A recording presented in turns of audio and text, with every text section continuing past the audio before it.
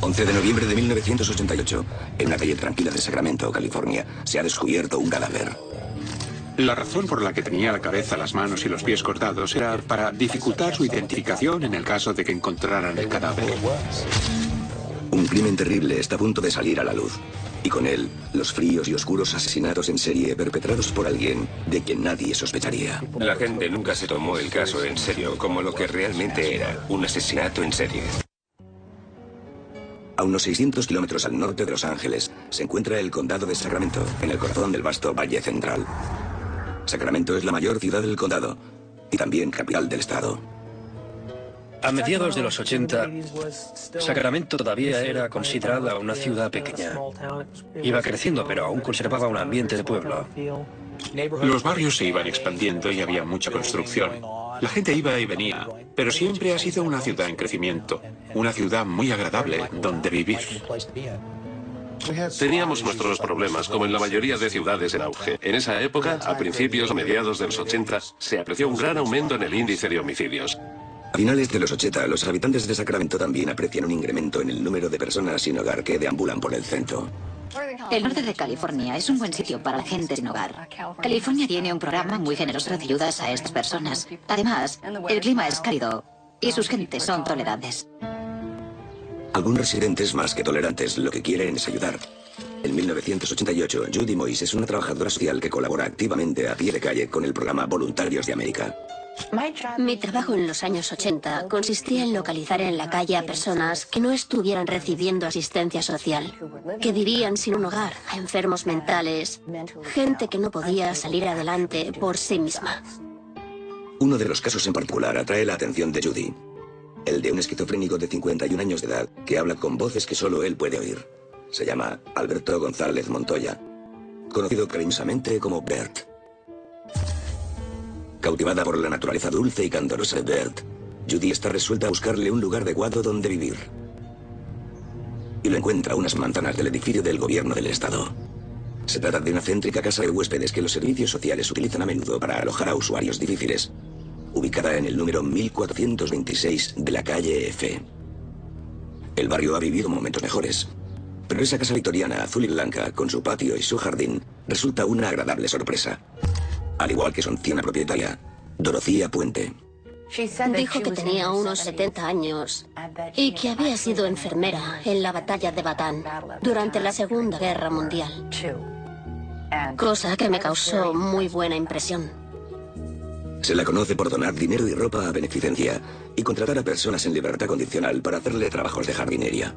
Asimismo, es casi como una madre para sus inquilinos.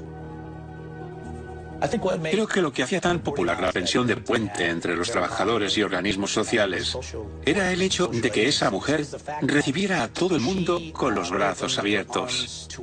Estamos hablando de personas con problemas de alcoholismo, problemas mentales, tal vez de drogadicción. La mayoría de huéspedes de Dorothea son ancianos con una retahíla de problemas de salud. James Gallup es un vagabundo de 62 años de edad con un tumor cerebral. Dorothy Miller es una alcohólica de 64 años. Betty Palmer y Leona Carpenter tienen casi 80 años y no pueden valerse por sí mismas. Todos los huéspedes de Dorothea recibían varios tipos de pensiones y ayudas. Ella conocía bien el sistema, de modo que si había un modo de que pudieran obtener más, ella se lo conseguiría. A pesar de las atenciones y amabilidad de Dorothea Puente, Gallup, Miller, Palmer y Carpenter ya han abandonado la casa para cuando Bert Montoya se instala el 3 de febrero de 1988. Otra inquilina, Vera Faye Martin, de 62 años de edad, se quedará solo 2 días más antes de marcharse sin despedirse. Es algo bastante habitual entre las personas que viven en este tipo de casas. Se levantan un buen día y se van o se trasladan a otro centro o lo que sea. Bert y los demás huéspedes habitan el piso principal de la casa, cada uno en su propio dormitorio. John Sharp, cocinero jubilado de 64 años, no bebe. Pero su vecino de 55 años de edad, Ben Fink, ha entregado toda una vida al alcohol. Benjamin Finn tenía un largo historial de ingresos en urgencias, con altos niveles de alcohol en sangre. En cuanto recibía el cheque de la pensión, se iba de juerga a beber como un cosaco. Tras una de esas juergas, en abril de 1988, Fink también desaparece. Su asistente social no se sorprende. otro inquilino de paso que se ha ido. Bert Montoya, sin embargo, experimenta una mejora espectacular bajo los cariñosos cuidados de Dorothea Puente. Cuando volvimos a verle, iba muy bien peinado, aseado y vestido. Fue una transformación increíble. Y nos quedamos encantados de ver que estaba recibiendo precisamente el tipo de ayuda que necesitaba. Durante el verano de 1988, Bert sigue mejorando. Y su asistente social, Judy Moyes, confía en que todo va a ir bien. Sin embargo, en noviembre de 1988, la policía de Sacramento recibe la llamada de una mujer que quiere denunciar una desaparición. La mujer es Judy Moyes. El desaparecido es Bert Montoya. 7 de noviembre de 1988. En Sacramento, California, el agente de policía Richard Ewing se reúne con la trabajadora social Judy Moyes. Judy le cuenta que uno de sus asistidos de 51 años de edad y esquizofrénico, Bert Montoya, lleva varias semanas desaparecido de la pensión donde reside y que dicha desaparición no tiene ningún sentido. Alberto llevaba en casa de Dorothea Puente alrededor de 6 meses. Uno de mis compañeros dijo, adivina qué ha pasado. Y yo le dije, ¿qué? Y él respondió, Alberto se fue con la gente de la pensión a México para visitar a un hermano de Dorothea, que es médico. Judy le dice al agente Ewing que cuando llamó a Dorothea Puente, la anciana casera le aseguró que Bert volvería en unos días. Cuando tras varias semanas ve que todavía no ha regresado, Judy informa a Dorothea de que va a dar parte a la policía. Unos días más tarde, la trabajadora social recibe una llamada de teléfono en el trabajo. Cogí el teléfono y un hombre dijo, hola, soy Don Anthony, quiero decir Michelle Obregón. Estoy con Alberto. Es mi sobrino y está conmigo en Utah. Estamos en Shreveport, Utah. Cuando Judy llama a Dorothea, la anciana le asegura que la historia es cierta. Y ella dijo, bueno, ¿sabe qué? El domingo, cuando yo estaba en misa, vino un pariente suyo, recogió sus cosas, se lo llevó y me dejó una nota. Y yo dije, ya, pues voy a llamar a la policía, porque la historia tenía demasiados cabos sueltos y era evidente que estaba ocultando algo. Judy insta al agente Ewing a que vaya a investigar a la casa del 1426 de la calle F. Le dije que había una persona que vivía en esa casa que se llamaba John Sharp y de quien podía obtener información correcta. John no sufría ningún trastorno mental ni era alcohólico como los demás residentes y pensé que él le daría la versión más veraz de lo que hubiera sucedido. Así pues, poco después, el agente Ewing se presentó en casa de Dorothea. Dorothea Puente se muestra tan amable como siempre, enseñando a la gente el lugar y respondiendo a sus preguntas. Este habla también con John Sharp, que confirma que Bert Montoya se había ido con un familiar la mañana anterior. Convencido de que Dorothea está diciendo la verdad, el agente Ewing está a punto de irse cuando se le acerca John Sharp. Uno de los inquilinos le pasó una nota donde le pedía a la gente que se encontraran en otro lugar porque tenía algo que contarle. Así pues, el policía se reunió después con el inquilino lejos de los demás y este le contó que Dorothea había pedido a los huéspedes que mintieran y que dijeran que Bert se había ido con unos familiares. Sharp también comparte sus sospechas de que algo extraño sucede en la casa. El sonido de algo arrastrado escaleras abajo la noche en que Ben Fink se marchó y un olor nauseabundo proveniente de una habitación de la planta superior. Le contó al policía que había hoyos sospechosos cavados en el patio y que pensaba que allí se estaba enterrando a gente. Tenía esa sospecha. El agente Ewing se pone en contacto con el sargento John Cabrera, de la sección de homicidios y desaparecidos. Entonces, empezamos a hacer todas las verificaciones que pudimos, como el permiso de conducir y todas esas comprobaciones básicas. Lo primero que descubrí es que estaba en libertad condicional federal por la falsificación de cheques de la Seguridad Social. y también por echar fármacos en las bebidas de sus víctimas. El agente Cabrera descubre que al menos en 4 ocasiones, durante 1981 y 1982, Dorothy Puente se hizo pasar por enfermera y narcotizó a sus pacientes de edad avanzada, con el fin de robarles joyas, cheques en blanco y tarjetas de crédito.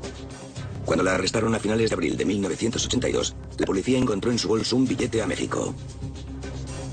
Dorothy fue condenada a 5 años de prisión, pero fue puesta en libertad en 1985 por buena conducta y regresó a la casa de la calle F, donde residía antes de la condena. Empezaba a haber indicios cada vez más claros de que aquello podía estar relacionado con el desaparecido. Él seguía recibiendo dinero de la Seguridad Social y nadie sabía de su paradero. Cabrera descubre otra cosa. Según su expediente, Dorothy Puente tiene tan solo 59 años de edad. Mintió a Judy Moyes. Le dijo que tenía unos 70 años. No tenía dientes, así que sin la dentadura y con el pelo blanco, podía parecer mucho mayor de lo que era. El agente Cabrera se reúne con Judy Moyes para compartir lo que sabe sobre Dorothy Puente. Entonces el agente Cabrera dijo, ¿qué es lo que quiere que hagamos? Respondí, que vayan a esa casa. Y él dijo, ¿quiere que llevemos palas? Y dije, por supuesto. Viernes 11 de noviembre de 1988. Los agentes de homicidios John Cabrera y Terry Brown y el agente de la condicional James Wilson llegan al 1426 de la calle F para interrogar a Dorothy Puente. Le expliqué por qué estábamos allí, que era por la desaparición de Bert Montoya. Y ella no se mostró enfadada ni molesta por nada de todo aquello. Solo dijo, ah, sí, y mencionó a Judy Moyes y dijo que Bert se había ido con unos familiares. Dorothea era muy creíble en lo que decía. Te miraba a los ojos, te decía justo lo que pensaba o lo que tenía que decir. Y no se inmutó ni por un instante cuando le pregunté si podíamos registrar su casa. Lo revisé absolutamente todo. Miré debajo de las camas, golpeé las paredes. Bert era una persona bastante grande, así que si estaba escondido en alguna parte, tenía que ser bastante obvio. No hallan ni rastro de Bert Montoya, pero sí encuentra 2 frascos de píldoras con prescripción médica en el dormitorio de Dorothea. El primero es un bote plástico sin tapa y lleno de pastillas de color azul. El otro, un recipiente vacío que encuentra en el suelo. Lo miré y llevaba escrito el nombre de Dorothy Miller. Entonces cogí el frasco de píldoras, volví a la sala de estar donde se encontraba Dorothea con los demás agentes y le pregunté quién era Dorothy Miller. Y recuerdo que ella me respondió que Dorothy Miller era una pariente suya que había estado de visita en su casa y que probablemente se había dejado aquello ahí. Una vez completado el registro preliminar de la casa, el agente Cabrera le pide a Puente si pueden excavar en su jardín. Recuerdo que me preguntó que por qué quería excavar en el jardín. Y yo le dije que me había llegado algún rumor de que podía haber alguien enterrado allí. Ella ni se inmutó y accedió sin problemas. Incluso nos ayudó trayéndonos otra pala. Para John Cabrera, obtener el permiso de Dorothea es vital, llegados a este punto de la investigación. No necesitábamos una orden de registro en aquel momento en particular. Comenzamos a excavar en 3 áreas concretas del pequeño jardín. Y unos 40 o 45 minutos más tarde, de uno de los agujeros, empezamos a sacar artículos como de tela. Y junto a todo aquello, también había un montón de pequeños ciscos que parecían de cuero. Los agentes siguen excavando hasta topar con la raíz de un árbol que no pueden sacar solo con las palas. Me metí en el agujero y empecé a tirar y tirar de ella, hasta que finalmente se soltó. Entonces, sentado al borde del hoyo, miré hacia abajo, a aquel objeto que tenía entre las manos, y vi que no era una raíz, era un hueso humano. Y eso solo fue el principio. 11 de noviembre de 1988. En Sacramento, California, se han encontrado restos humanos enterrados en un patio trasero. La dirección es el 1426 de la calle F, una pintoresca casa victoriana que sirve como refugio de almas perdidas de la sociedad. El sombrío descubrimiento es el resultado de la búsqueda de una de esas almas. Un afable hombre de 51 años que padece esquizofrenia llamado Alberto Bert Montoya, que lleva desaparecido desde el mes de agosto. El agente de homicidios John Cabrera acompaña a la casera Dorothea Puente hasta la fosa recién excavada, en el antes impecable patio de su casa. La llevamos allí, la acompañamos hasta el hoyo y le dije, mira eso. Ella se llevó la mano a la boca y exclamó, ¡oh, Dios mío! Se puso muy nerviosa y se alteró un poco. Decía que no sabía qué pensar, que no sabía nada de aquello. Y resultaba muy creíble. Lo que muestran a Dorothea es el hueso de una pierna humana, un pie encajado en un zapato y dos tipos de material. Uno ligero y suave y el otro duro y grueso. Determinamos que el material de la tela parecía haber sido parte de un vestido o de algún tipo de blusa.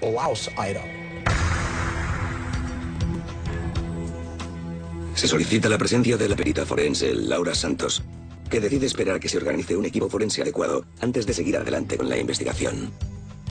Había que organizar la escena del crimen. Debía vigilarse la propiedad esa noche hasta el día siguiente y era necesario que todo el mundo pudiera reagruparse y es lo que se hizo básicamente. Por otra parte, solicité la presencia de un agente del CSI en concreto para empezar a fotografiar la escena del crimen y cualquier cosa hallada en la propiedad que pudiéramos considerar probatoria. A la mañana siguiente, sábado 12 de noviembre, los vecinos de la calle F empiezan a congregarse para ver qué ocurre. Una marquesina protege el patio de la lluvia mientras una multitud de medios de comunicación y curiosos se reúnen en la calle. El área estaba tan congestionada por el tráfico, periodistas de las noticias, camiones con grandes satélites, que recuerdo dar vueltas en círculos tratando de encontrar el modo de entrar. En el jardín, los arqueólogos forenses supervisan la cuidadosa recuperación de los delicados restos. Se apartó toda la tierra que se sacó para examinarla en busca de pruebas.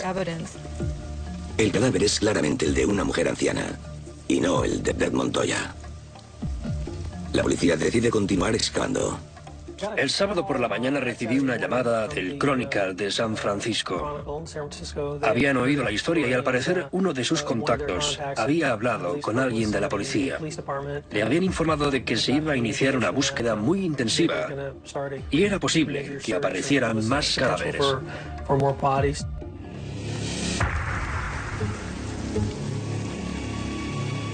La propiedad en realidad no tenía un patio demasiado grande, pero sí lo suficiente como para tardar bastantes días si teníamos que cavar con palas.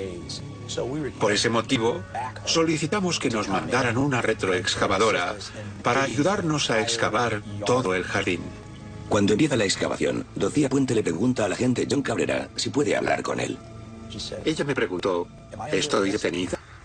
Como en ese momento no lo estaba, le dije, pues no, no lo está. ¿Por qué lo dice? Y ella respondió, todo esto me está poniendo nerviosa y me gustaría ir a tomar un café con un familiar aquí, a la vuelta de la esquina, en el hotel. Puesto que se ha mostrado tan servicial y cooperativa, la policía no considera que haya riesgo de fuga. Cuando le dan el visto bueno, Cabrera ayuda a Dorothea a atravesar la multitud y la acompaña hasta el hotel. Por algún lado debo de tener una foto de ella allí hablando con Cabrera cuando se estaba preparando para irse. Tan solo era una ancianita inofensiva. No tenía aspecto de ser capaz de matar siquiera una mosca.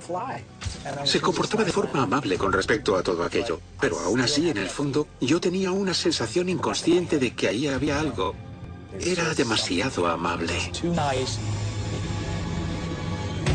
Tras regresar al jardín, el agente Cabrera no tarda mucho en darse cuenta de lo acertado de su intuición.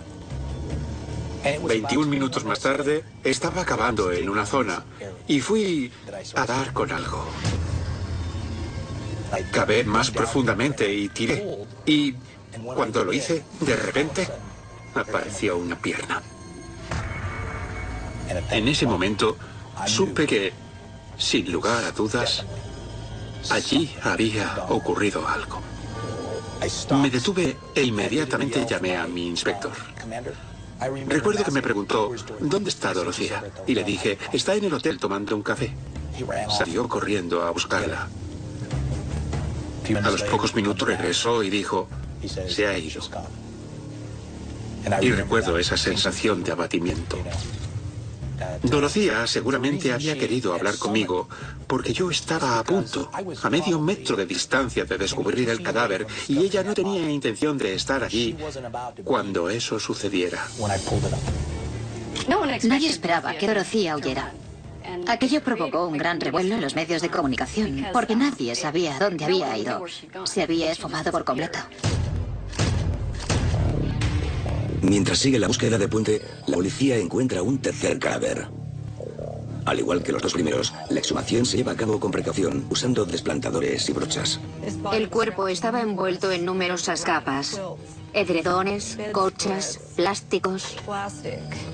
Algunas estaban cosidas entre sí, por lo que de momento no podíamos ver nada, pero tampoco queríamos manipular ninguna de las pruebas.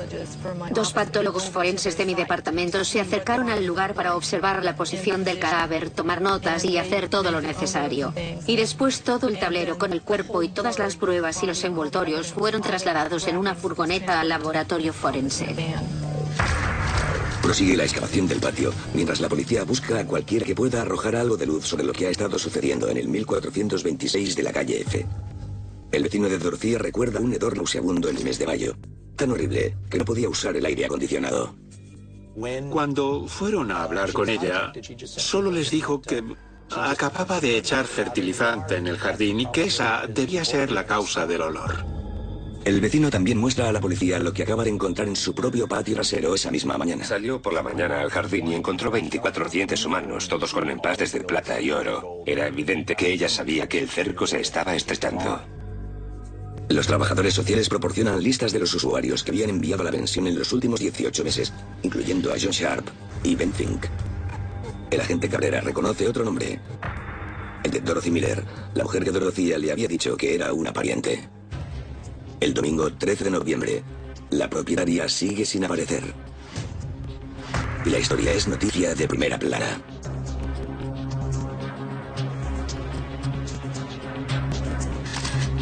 En el jardín, los investigadores exhuman dos cadáveres más, también envueltos en telas y plástico.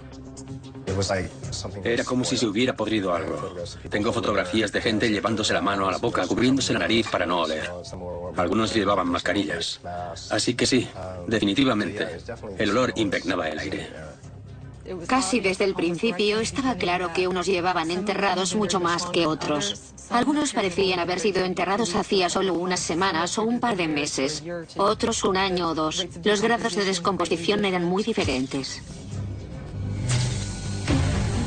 La policía también pudo determinar que Dorotía Puente no cavó los agujeros ella misma. Cavaron los hoyos los expresidiarios en libertad condicional del hogar de reinserción social del barrio. Pero ellos no tenían ni idea de para qué eran. Les pagó en efectivo y siguieron su camino. El hecho de cavar hoyos no tenía nada de raro. Los investigadores también descubren que uno de los expresidiarios es Don Anthony, el hombre que llamó a Judy Moyes haciéndose pasar por familiar de Ver Montoya. Más pruebas que relacionan a Dorotía Puente con la desaparición de Montoya.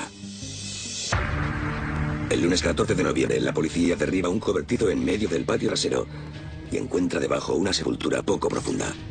Más tarde, descubren otro cadáver en el patio delantero. La imagen que más se me grabó en la mente es una fotografía que hice de un empleado municipal excavando en el patio delantero, justo al lado de la figura de un santo. Y pensé en la ironía de que aquella persona hubiera sido enterrada justo debajo de aquella imagen. La diferencia entre aquel cadáver en particular y los demás era que entre los restos no había cabeza, ni manos, ni pies. La razón por la que tenía la cabeza, las manos y los pies cortados era para dificultar su identificación en el caso de que encontraran el cadáver. El martes 15 de noviembre, la policía obtiene una orden para registrar las dependencias de Dorotía en la pensión. Conseguimos reunir más de 300 pruebas, repartidas entre el exterior y el interior de la casa de huéspedes. Encontré un libro justo en la mesa que trataba sobre los fármacos y sus efectos. Lo miré e inmediatamente pensé que era el libro de recetas de Dorotía. También hallé un permiso de conducir en la mesa de la cocina. El carné llevaba la foto de Dorotía, pero no su nombre. Eso significaba que había manipulado los permisos de conducir pertenecientes a sus víctimas para poner su fotografía en ellos. En una habitación de invitados, Cabrera experimenta el hedor que el inquilino John Sharp olió por primera vez en mayo. Al parecer, esa era la habitación donde dejaba a sus víctimas, que podían haber permanecido ahí hasta una semana, tal vez 2. Los fluidos corporales habían traspasado la alfombra y luego impregnado el suelo, y eso era lo que había provocado aquel olor nauseabundo. Cuando retiramos la alfombra fue terrible. Resulta increíble que los hubiera dejado ahí, al descubierto, porque, sin duda, creo que ella jamás habría pensado que pudieran descubrirla.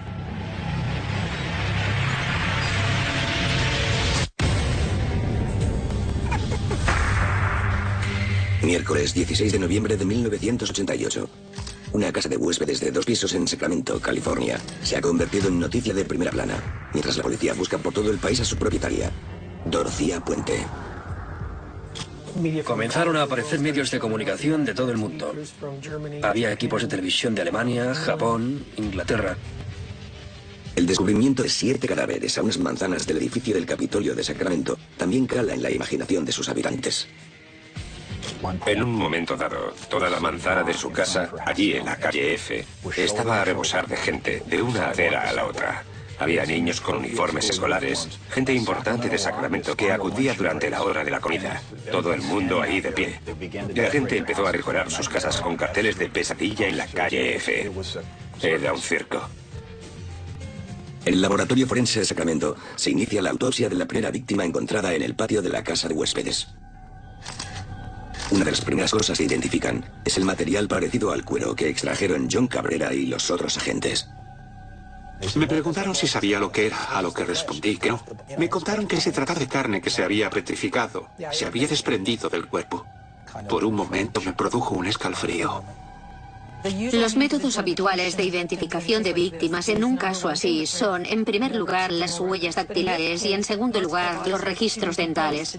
Pero en este caso, la mayoría de los cuerpos estaban demasiado descompuestos para sacar huellas dactilares y solo una de las víctimas conservaba los dientes. La Oficina de la Seguridad Social nos ofreció su ayuda y uno de sus empleados en San Francisco se prestó a proporcionarnos una lista de todas las personas que habían recibido prestaciones sociales en esa dirección durante los últimos 3 o 4 años.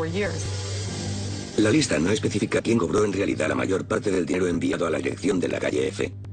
Pero para la policía está cada vez más claro que se trataba de Dorothea Puente. Cada vez que llegaban los cheques a final de mes, ella se preocupaba especialmente de recoger el correo. Luego llevaba el dinero a casa y les decía a sus inquilinos que ella se haría cargo. Algunos de los inquilinos de la lista no viven en la pensión desde hace más de un año, incluyendo a Vera Faye Martin, Dorothy Miller, James Gallup y Leona Carpenter.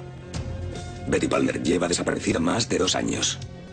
Sin embargo, su pensión sigue llegando a la dirección de la calle F porque nadie ha denunciado su desaparición. Dorothea Puente eligió cuidadosamente a sus víctimas. Escogió a huéspedes que no tuvieran mucho contacto con su familia o que directamente no la tuvieran. Estaban solos y por lo tanto la mayoría de ellos no tenía a nadie que los buscara. Pero sí hay una familia que está buscando a un pariente perdido. El agente John Cabrera recibe una llamada en relación a Everson Gilmuth, de 77 años de edad. No habla con su familia desde que a finales de 1985 se fuera a California para casarse. La futura esposa se llamaba Dorothea Puente. Lo más interesante de todo esto es que durante ese periodo de 1986 a 1988, Dorothea había seguido en contacto por carta con la familia de Everson. Y les contaba cómo les iban las cosas a ambos, los viajes que hacían, etc. De hecho, no fue hasta que el caso apareció en las noticias que la familia se puso en contacto conmigo para averiguar cómo estaba su padre. Primero no supe muy bien a qué se referían ni de qué estaban hablando. El agente Cabrera también recibe la llamada de William Clausen acerca de otra muerte sospechosa en la casa de la calle F hace más de 6 años. La víctima es su madre, Ruth Monroe. Clausen explica a Cabrera que en 1982, Ruth Monroe era una anciana de 61 años de edad, preocupada ante la perspectiva de vivir sola tras la hospitalización de su marido con un cáncer terminal. Una amiga le ofreció la solución perfecta. Puesto que ella y Ruth eran socias en un negocio de catering, ¿por qué no compartir casa también? El nombre de la socia de Ruth era Dorothea Puente. Su dirección, el 1426 de la calle F. Mi hermano y yo la ayudamos con la mudanza el domingo de Pascua. Yo pasaba a verla todos los días después del trabajo. Unas 2 semanas más tarde, observé que mi madre tenía una copa en la mano. Y eso que no bebía. Le pregunté qué era y me dijo que Dorothea le había servido una bebida para calmarla. Bill Clausen explica a la agente Cabrera que la noche del 27 de abril de 1982 volvió a visitar a su madre. Pero esta vez, Ruth estaba postrada en cama, incapaz de moverse ni de hablar. Así que me senté en el borde de la cama, le puse una mano encima, la ayudé a recostarse un poco y le dije que se pondría bien, que Dorothea estaba cuidando de ella, que no se preocupara. Y luego me fui. A la mañana siguiente me informaron por teléfono de que había muerto. El informe de la autopsia indicaba suicidio por sobredosis de sustancia indeterminada. Los análisis del médico forense revelaron que Ruth había muerto supuestamente por una sobredosis de una mezcla de fármacos. Por ello, no había ningún motivo para sospechar de nada turbio, ya que Dorothea había contado a las autoridades que Ruth Monroe estaba muy deprimida en aquellos momentos. Por lo contrario, más tarde averiguamos, por el testimonio de su familia, que eso era falso. Ruth se había mostrado optimista y feliz y al minuto siguiente estaba muerta. En cambio, Dorothea contó a las autoridades que era una persona muy deprimida. Cabrera se da cuenta de que en el momento de la muerte de Ruth, en abril de 1982, Dorothea estaba a punto de ir a prisión por drogar a pacientes de edad avanzada. Tenía que huir. Y Ruth Monroe era una fuente rápida de dinero en efectivo, dinero que probablemente sirvió para pagar el billete a México que Puente llevaba encima en el momento de su detención. Dadas las circunstancias, añadimos la muerte de Ruth a la lista de homicidios. La policía prosigue con la búsqueda de Dorothea, siguiendo pistas que los llevan a lugares tan alejados como Las Vegas. Hasta que en la noche del miércoles 16 de noviembre, la policía de Los Ángeles recibe una llamada de la cadena local de noticias. Un operario jubilado ha contactado con la cadena diciendo que acaba de estar esa tarde en un bar con la mujer que busca a la policía de Sacramento. Durante el rato que pasaron juntos, el tema de conversación fue la pensión que él recibía. Por eso llamó a las autoridades, que se personaron en el lugar donde él sabía que ella se hospedaba. A las 10:20 de la noche, la policía de Los Ángeles se presenta en la habitación de un motel. Una mujer abre la puerta. Cuando le preguntaron quién era, en primer lugar, dio otro nombre.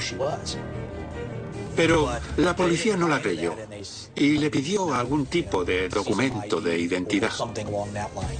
Y entonces ella reconoció ser Dorothea Puente. No habló demasiado, pero sí expresó abiertamente que había cobrado los cheques de sus víctimas. Y recuerdo que se disculpó. Sin embargo, a pesar de esta confesión, insistía en que no había matado a nadie. Me llamaron para decirme que la traían a Sacramento. Así que me fui para el aeropuerto privado, que era donde iba a llegar su avión. Estaba esposada y tenía un aspecto de abuelita incapaz de romper un plato. Sin embargo, existen las pruebas circunstanciales suficientes para acusar a Dorothea Puente del asesinato de Bert Montoya. No creo que a nadie le hubiera preocupado demasiado la fuga de Dorothea Puente. La gente nunca se tomó el caso en serio como lo que era realmente, un asesinato en serie. Mientras tanto, en las instalaciones forenses se trabaja por turnos para identificar a las 7 víctimas y establecer las causas de su muerte. El cuarto cadáver es un hombre adulto con 4 tatuajes, marcas que sirven para identificar a Ben Fink. Los forenses solo son capaces de obtener las huellas dactilares de 2 de los cuerpos, una mujer y un varón. Los registros militares confirman que la mujer es Dorothy Miller. El hombre es Bert Montoya. Con ellos se confirman los peores temores de Judy Moyes. Creo que el móvil que podía tener Dorothea Puente para matar a Alberto era que sabía demasiado y que conocía a demasiada gente a quien podía explicar lo que sucedía.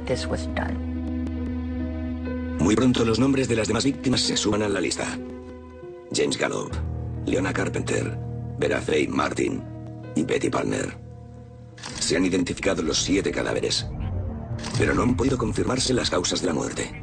Sin embargo, existe un patrón. Había observado que todos los cuerpos que nos traían estaban envueltos de una forma concreta, con un montón de cinta adhesiva, plástico o sábanas. Emití un aviso a todos los cuerpos para averiguar si se había encontrado algún cadáver con características similares. Poco después, el Departamento de Homicidios del Condado de Sutter me comunicó que en 1986 habían encontrado un cadáver en las mismas circunstancias. El cuerpo es identificado como el del anciano de 77 años de edad, Everson Gilmuth, el hombre que se trasladó a California para casarse con Dorothea Puente. El 19 de junio de 1990 se cita a comparecer a juicio a Dorothea Puente por 9 cargos de asesinato, que incluyen las muertes de Ruth Monroe y de Everson Gilmuth. El juicio será casi tan escabroso como los propios crímenes. 9 de febrero de 1993. Casi 5 años después de desenterrar el primer hueso humano de aquel jardín en Sacramento, finalmente arranca el juicio de Dorothea Puente por asesinato, con varios retrasos acumulados que suman más de 2 años y que incluyen un traslado de escenario al condado de Monterrey, debido al exceso de publicidad que el juicio ha recibido en Sacramento. La fiscalía presenta más de 3.000 pruebas y 156 testigos. Ninguno de ellos testifica haber visto a Dorothea Puente matar o enterrar a nadie. Y en ninguna de las muertes, excepto en la de Ruth Monroe, existe un móvil claro. Que el forense no pueda determinar la causa de la muerte no significa que no se pueda catalogar de homicidio. Esas personas fueron enterradas y muchas de ellas estaban atadas, envueltas, por lo cual era obvio que no se habían cavado los hoyos y saltado dentro por sí mismas. Estaban en esas fosas porque alguien las había puesto allí. La defensa no niega que Dorothea Puente robara las pensiones a sus inquilinos y que incluso los enterrara en su jardín. Pero a pesar de la presencia del fármaco flurazepam en todos los cadáveres enterrados, la defensa alega que no fue la causa de la muerte. Aquello fue crítico en el juicio porque la defensa trató de explicar que esas personas habían muerto por causas naturales. Y realmente era cierto que padecían todo tipo de enfermedades. Por lo tanto, si no podía probarse la causa de la muerte, ¿podía demostrarse el asesinato? Su versión era que simplemente murieron. Ella los enterró y siguió cobrando sus cheques. El 15 de julio, el jurado inicia la deliberación sin haber llegado a oír el testimonio de la acusada. La acusada no llegó a subir al estrado. John O'Mara era un fiscal muy bueno y tenaz.